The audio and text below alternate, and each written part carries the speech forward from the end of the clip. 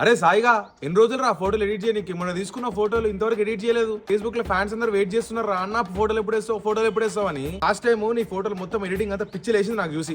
అట్లా కాకుండా ఇప్పుడు నేను చెప్తా అట్లా ఫాలో ఓకేనా. గ్రీనరీ మొత్తం మెయించేయకు, నువ్వు సాచురేషన్ మొత్తం మెయించేసి పచ్చి పచ్చికి తయారు చేసిన ఫోటోని ఇట్లా చూస్తుంటే వాంత వస్తుంది నాకు.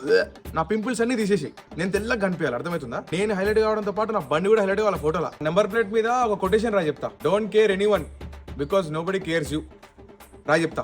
స్పెల్లింగ్లు తెలుసు కదా, @ పర్సెంటేజ్ ఈ డాలర్ ఇంపార్టెంట్. ఇక ఫైనల్గా ఒక విషయం చెప్తా.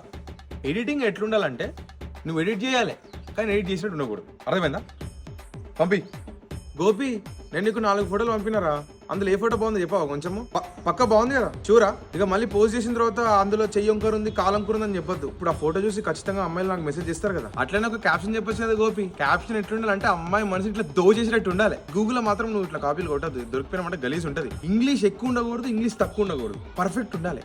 ఎవరైనా సరే మన ప్రొఫైల్లోకి చూసిరంటే ఈ హర్నాథ్ గడేంద్ర జబర్దస్త్ ఇంగ్లీష్ మాట్లాడుతున్నాను. ఇప్పుడు మనం అందరూ ఏ టైంలో యాక్టివ్ ఉంటారంటావు? ఫిక్సా? సరే 6 fix okay. Heart locker Harry with 183 others feeling proud. ఫోటోలు మంచిగానే ఉన్నాయి కదా.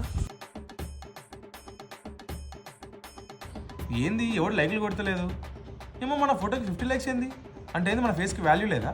గోపి నేనంటే నీకు లవ్ లేదా? మరి లైక్ కొట్టినవేంద్ర లవ్ రియాక్షన్ పెట్టకుండా? అరే మనీష్ కమెంట్ పెట్టచ్చు కదరా, ఆర్ట్ బాయ్ దగడ్లకి కనబడుతున్నావు అని. అరే ఎవరైనా కమెంట్ పెట్టిపీరా ఎవరితో అన్నా సరే. అరే గోపి అసలు లైక్లు వస్తలేదురా, డిలీట్ చేయమంటావా ఫోటో?